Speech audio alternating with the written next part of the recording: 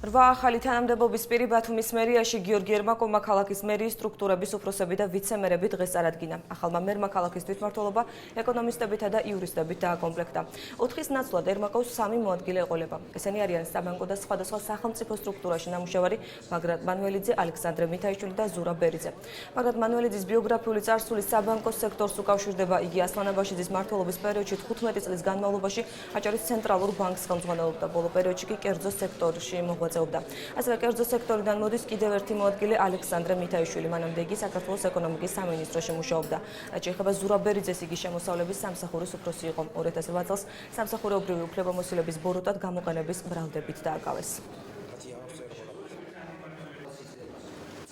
ამ გუნდში ამუშავოთ მე საუბარი მაქვს მიცემერებზე, ძირითადად უფრო საფინანსო იურიდიული გუნდი შეიკრიბა, ასე ვთქვათ. ეს არიან ეკონომისტები გამოცდილი, საბანკო სექტორშიც ნამუშევარი, ხანგრძლივი პერიოდის სახელმწიფო სექტორში ნამუშევარი, რომლებსაც ძალიან დიდი გამოცდილება აქვთ მართვისა და მე იმის გამოვთქვამ, რომ მათთან ერთად შეუძლებ ქალაქისათვის ბევრი სასიკეთო საქმის გაკეთებას. ჯერ ბატონი გიორგი განაწილებს ფუნქციონალურ განათლებას გააკეთებს ვიცე-მერებს შორის და როცა განაწილდება ფუნქციონალური, შემდეგ დეტალურად შევისწავლით ჩვენ საკურატორო სფეროებს და ვიმუშავებთ ქალაქის საკეთილდღეოდ.